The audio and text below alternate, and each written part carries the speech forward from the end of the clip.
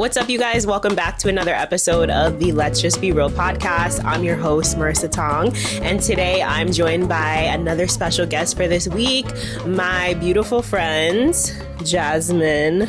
Do you want me to say your last name? It's fine. I don't know. Jazmin Lugo. I never know. Some people don't say my last name, and then some people are like, you can say my last name. The government aspect of it doesn't bother me, but I do feel like my name is you ever just feel weird saying your full name? Yes. Yeah. But welcome to the show. What's up, girl? Thank you. Nothing much here today to just do a little collabing, which is my favorite. Yeah. So yeah, I'm excited to talk. It's always nice and organic when we have great conversations. We do. I'm excited to see how this goes. Yes. Mm-hmm. So tell the people a little bit about yourself, who you are, what you do, and then we'll talk a little bit about how we met, just to give some perspective. Okay. Well, my name is Jazmin. And I have been working in the behavioral field for 15 years. So that's definitely a big part of my life. We actually spoke about this prior to rolling. Titles are really weird as an entrepreneur. It seems like sometimes you're always trying to find the perfect title, which really, when you're an entrepreneur, most of the time you're multifaceted. So I am a behavior therapist at a clinic for clients with autism.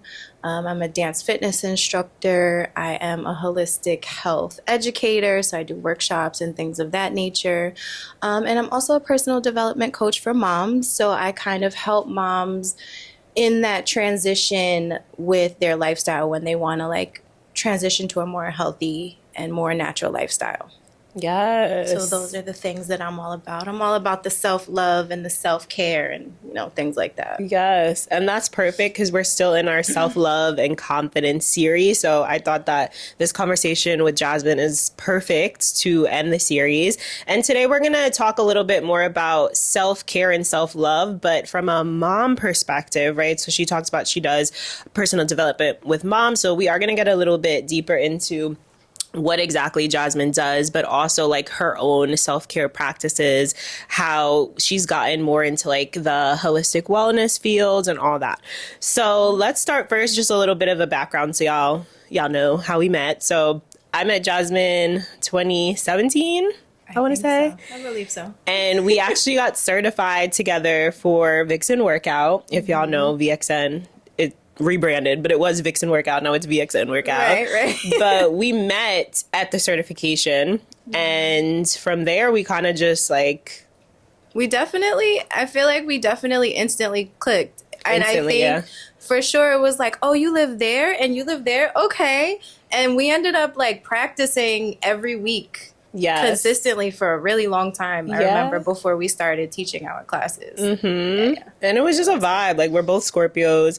Y'all know I told y'all we're only having Scorpios on the show. I'm just kidding.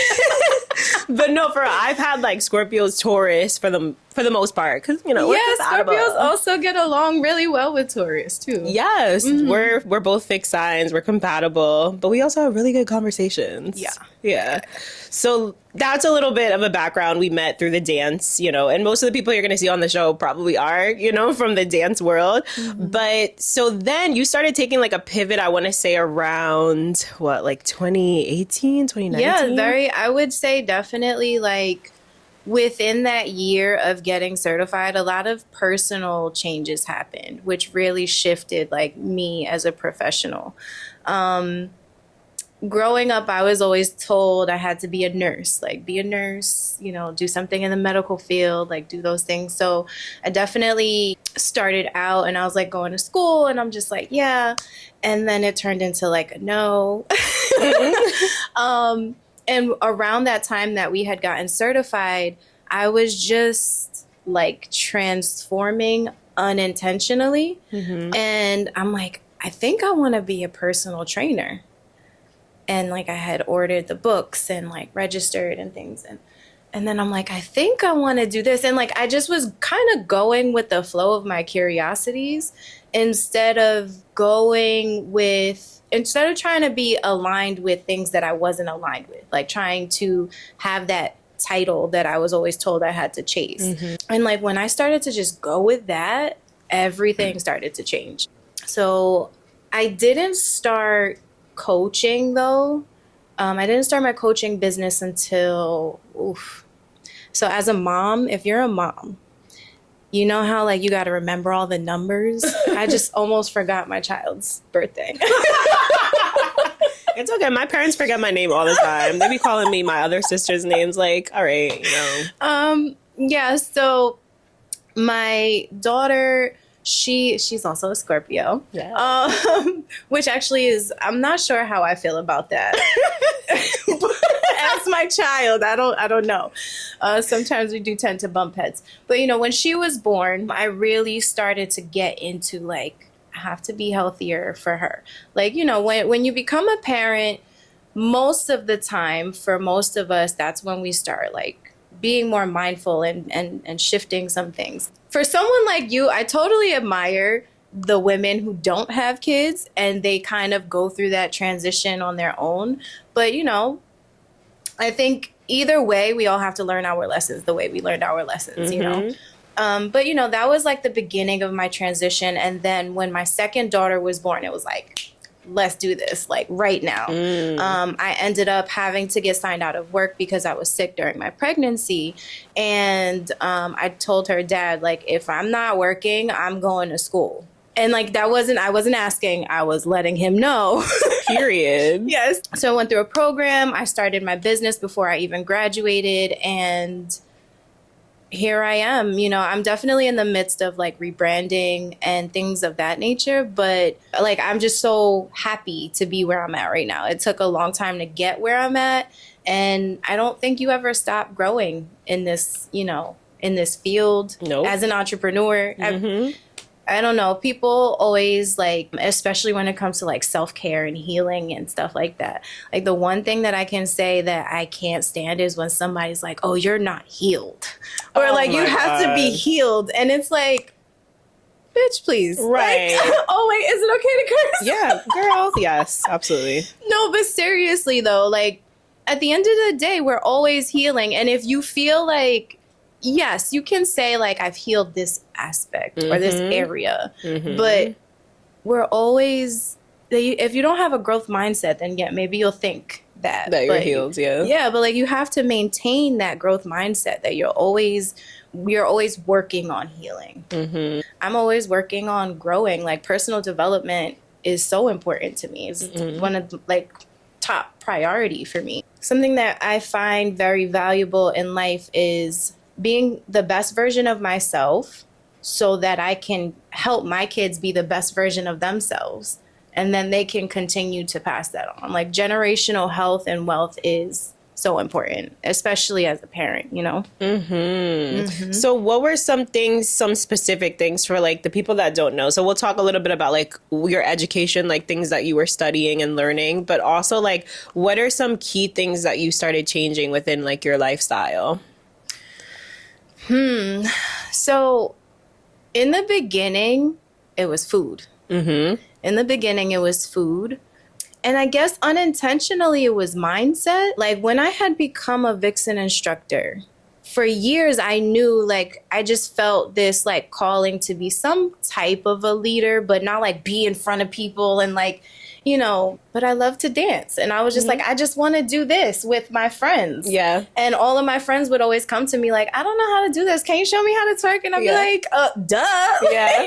So, mindset for sure, like in a sense of pushing myself to take risks and not be so afraid to be myself, to be authentic. But when I started dealing with the movement, it was certainly food. It was, being more mindful of what I'm taking in, the quality of the food. I know before you mentioned like sugar was one of the problems you had. Absolutely. Oh my gosh. And most people do. I'm sure if you're watching this or listening to this, you can definitely relate to having sugar addictions or cravings. Sugar is the devil. It is. It is. But no, that was one of the biggest things that I was very mindful of taking out and understanding what to kind of like supplement it with, understanding to intake more quality proteins and like good fats. And, don't wait until the last minute when you're hungry, and being prepared and meal prepping and like all the things, they all tie into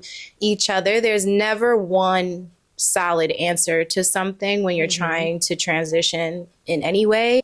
So it was definitely food and mindset, And I feel like those go hand in hand, right? Because like if you're not educated or you don't have the mindset to think like, oh, what am I actually putting into my body? Like, what am I actually eating that's going to help me with my energy levels or replenishing or restoring or whatever the case, right? Where some people are just like, oh, I'm hungry, I'm just going to eat anything that's available to me. And, most people do. And I feel like it's also about what's available, what's affordable, that could be a whole nother conversation. But mindset with food, I think that's when you start making the changes. Like when you start realizing like, oh, like maybe I shouldn't eat that. Yes. That doesn't make me feel good. Yeah, absolutely. So one of the things that I talk about with my clients all the time is the gut-brain connection. Like your gut is basically like you run off of what you fuel your body with.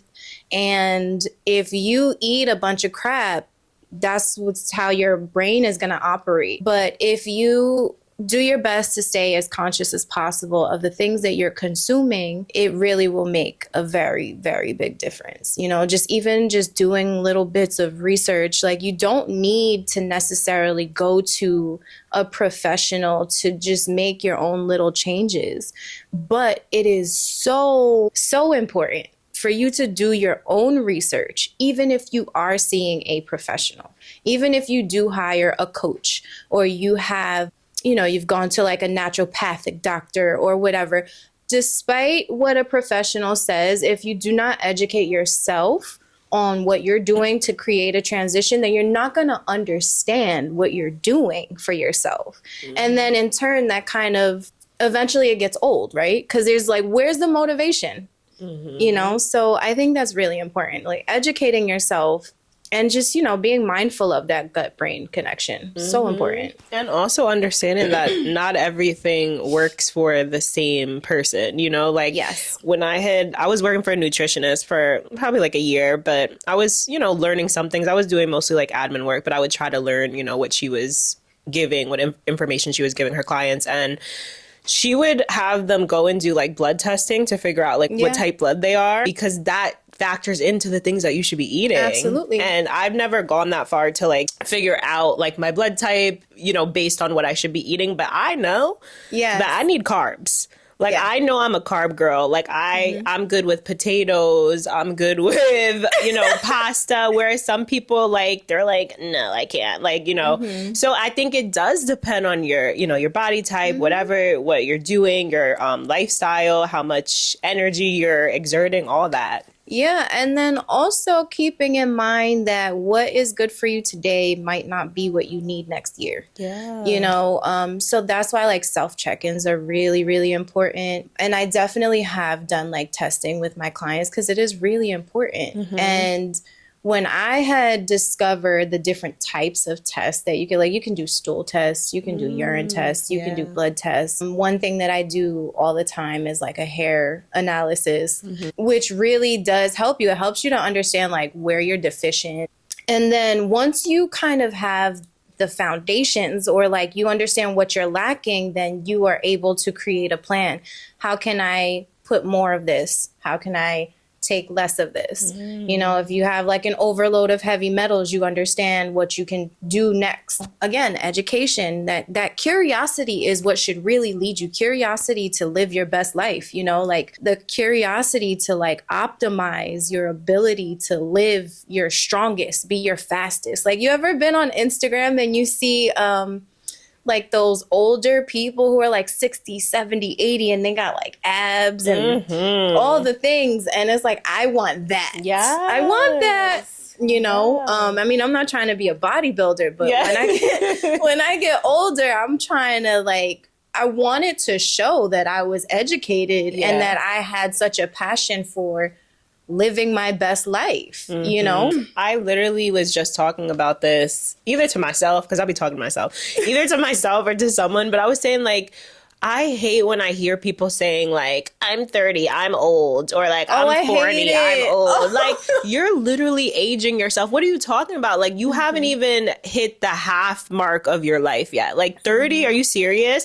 And I feel like a lot of people are okay. They're okay with aging themselves or putting that label on themselves because they don't want to put in the work of Yes, changing their it is an diet, excuse. working out, doing whatever, you know? So it's like, oh, I'm old. Or like, even when it comes to, you know, it could be something as far as like going out with friends, right? I'm old. I'm just going to stay home. It's like, well, you're going to be on the couch for like the next 40 years of your life. So if that's what you want to do, girl, Right. then do that. But yeah. Well, okay. So first, let me say, I totally agree with everything you said. But if you want to be on the couch, be on the couch, okay? I'm serious. So I totally agree with that. I do feel like a lot of people around our age themselves, and it makes me really sad. That's definitely a mindset shift that I work on with my clients is like, don't accept that your back hurts and you use I'm old as an excuse. Don't like have issues that you can create solutions for yourself and just be like, oh, I'm old, or like, and honestly, don't ever let a doctor tell you it's just age. Never. That's never okay. Okay. If your doctor does not encourage you to find solutions, find another doctor. Period. But as far as like the whole aging thing, I think, especially as a mom, from a mom's perspective, no matter how old your kids are, you realize that you are separating your time and your energy, and you're holding space for people, for, you know, people outside of your home. A lot of the time, you know, you have to communicate with more people. You got to talk to teachers. You got to do all the things. And it's okay to be inside. It's okay to not be trying to do all the things with all your friends. But it is also important for you to understand when it's important to be around people, when it's important to socialize. Even me right now, I'm definitely, it's the dead middle of winter. Oh, it's girl. so cold. But I am personally going through like this odd inner spring where like I'm ready. Like I don't want to jump too far. Yeah. I don't want to be around too many people at once. But, you know, I'm going through this inner spring where I'm like, okay, like I'll go outside and be cute. Or like, you know, or like, you know, let me check on more people that I'm used to checking on, and like doing things like that. And just understand that like life goes in cycles. That's a huge thing that I advocate in general, is for understanding like cycles. I think especially as women too, because we actually do go through cycles. So like there could be those times of the month where we feel more social or we feel more energetic and all that. And I don't know, do you cycle sync? That's not something that I've really gotten into, but I know people I do. I've actually worked on some cycle syncing techniques with some of my clients. Oddly enough, I've had a lot of people who don't even know that like I do that, who have reached out to me about like, can you, you know, how do I do that? Or like natural birth control, understanding things like that. So that's definitely on my to-do list for like my content, because obviously I really want to share some value. So cycle syncing has definitely been a really big part of my life for probably like the past 2 years now. It can be really, really detailed. There's so many facets to it, like what you eat, what could be good for you to eat today. In like maybe another 2 weeks, it might not be the best thing for you to eat, you know? But I mean, not to say that you have to be so strict with yourself that it stresses you out, because a lot of the time when you're transitioning, I feel like that's also an excuse that people always like to use the excuses because they don't want to like you said, put in the work and make the changes. Because they can be really overwhelming. It can be very overwhelming. And that's why having the support and having someone help you break down the steps and have a plan is really, you know, it's really important. There's times where you're more sociable. There's times where it's more important to rest. And understanding that is so important, you know, like just understanding your bio individuality for your cycle and just what your body needs, all the things. There's so many things. There's a lot. Honestly, there's so things. much. And I found myself too. I downloaded an app recently. It was called like Lively or something. It's like a cycle syncing app. And it was cool to kind of just see, you know, like it did show you like foods that you could be eating during your cycle or whatever. And then I was just like, this is a lot. Like, I was like, this is a lot right now. Like with all the things that I do, like, I would much rather go off the way that I feel and intuitively and take some of those things from the app and apply them into my life. But every single thing, I think, depending on, you know, what you're doing in your life and if you have children and if you, you know, how many hours you're working, I think it can be a lot to even something as far as like supplements. I feel like people get overwhelmed with supplements too. It's like, I got to take my magnesium and a multivitamin and this and turmeric. And it's like, how about you just find maybe like 3 key supplements that work for you? And then later, maybe you could add the others. Absolutely. But that also goes back to what do you need? What do you need? Are certain levels of certain things off the charts? And then, okay, let's address that. You know, prioritizing is important in everyday life and when it comes to your health. So definitely remembering to find out what you need the most and focusing on that. Like you said, you know, 1, 2, 3, leave it at that.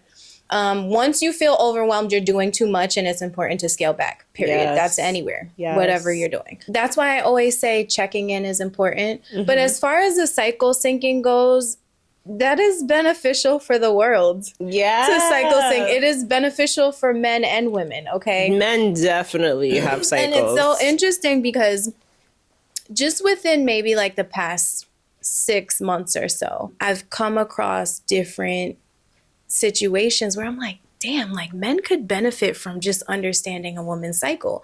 So like, you know, if you have a partner, your partner can benefit from understanding when it's the best time for you, when it's the optimal time for you to communicate. As a father, which I was talking to one of my friends who was actually asking me about like what I was doing, I think at the moment. And I think I was like working on like a client's cycle syncing something. Like I was doing something where I kind of mentioned it. And he was like, oh, that's so cool. Like I could use that for like my daughter. And I was like, oh. Yeah. So yeah, it is really an interesting concept. Yeah. So let's talk a little bit before we end. I do want to give some insight, especially to the moms who are listening and watching. What are some things that you do for yourself specifically? Like when it comes to self-care, I know you recently told me about like your sauna, like you have an in-home sauna that you have a whole little like yoni steam setup. So Jazmin be doing all the things. Jazmin really be doing like her whole just setup in her house is just like a spa. It's serene. It's peaceful.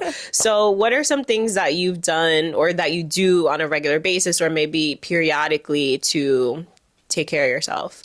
Okay. So I have a self-care checklist on my whiteboard, which I really don't need because I'm in the habit of it. But like I have the checklist so that I remember if I didn't do my pedicure, then it needs to go. Like it needs to happen. Yeah. I have my checklist of things to do, which include, I do have a sauna, but it's more like a steam tent. So like, I'm gonna be real. It's a steam tent. I am that type of person who likes to build their own things. I'm a big DIY person. And before I wanted to build my own sauna, I was like, let me try having, you know, like a steam tent in my house. Because going to the gym, I loved going. And ideally, for me, it's great to utilize the sauna to acclimate your body to stress, which is great. So sauna is great for so many things, for your skin, for your hair, for your mood, you know, managing your stress and all types of things. I do that at least once or twice a week. I have a facial steamer, but because I started using the sauna, I definitely don't use it as frequently, but it's great. It's great for my hair and like my face. So I do that. I do like herbal foot soaks. I do yoni steams. Lord. You I isolate. Yes, I do. Honestly, that is a form of self-care. Like, I just do. not talking to people for, you know. Yeah, you know what's interesting is recently there's been a lot of people who have been dealing with like a lot of social issues. And you know, it's the winter. Like the winter blues are a real thing.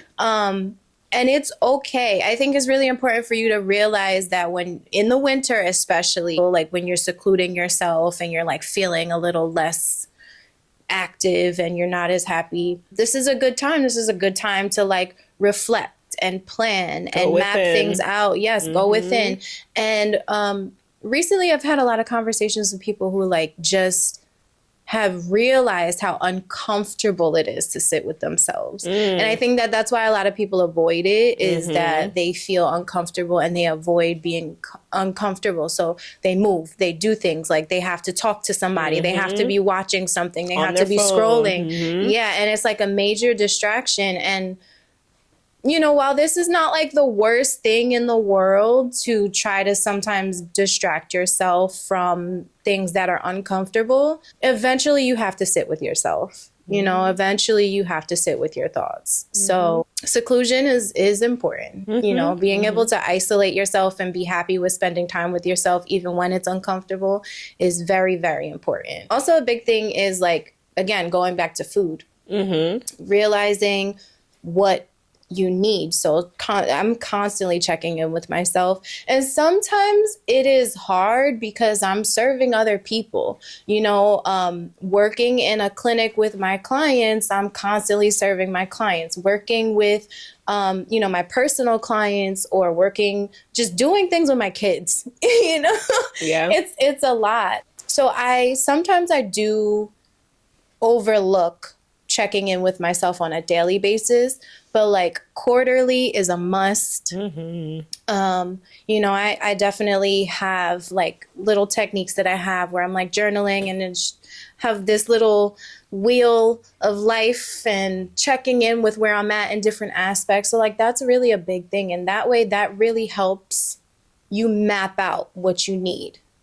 And the more frequently you do that, the better off you are. Yeah. 100%. Absolutely. This was such a good conversation. It goes by so fast. I'm looking at the time, I'm like, damn, 30 minutes. But yeah, Jazmin, this was such a good conversation. Yes. Thank you so much for coming on. I definitely want to have you back on the show to give more insight and give more mommy tips, self-care tips, and all of that. Absolutely. Please tell the people where they can find you on social media. So my business account is Luna Life Wellness. It's like a black and white logo. And my personal account is J McFierce. Whether you follow me on either or, it's great because I do my best to try to share value. So you can do that. Also, you know, if you'd like to work with me, definitely hit me up. You can DM me. You can also check the link in my bio where you can find applications for working with me and, you know, registrations for workshops and different things like that. Yes. And if you guys are listening on Apple or Spotify, make sure you rate and review the podcast, preferably 5 stars, please. 5 stars. And if you guys are watching on YouTube, make sure you hit that like button, subscribe to this channel, and drop a comment. Let us know something that stuck with you throughout this conversation. Appreciate you guys so, so much. Follow me on Instagram as well at RisFitKitty. And we have a new Instagram for the podcast, Let's Just Be Real Pod. Thank you guys so much. Thank you, Jazmin. This was amazing. Thank you for having me. Of course. And we'll catch you guys on the next episode. Take care. Bye.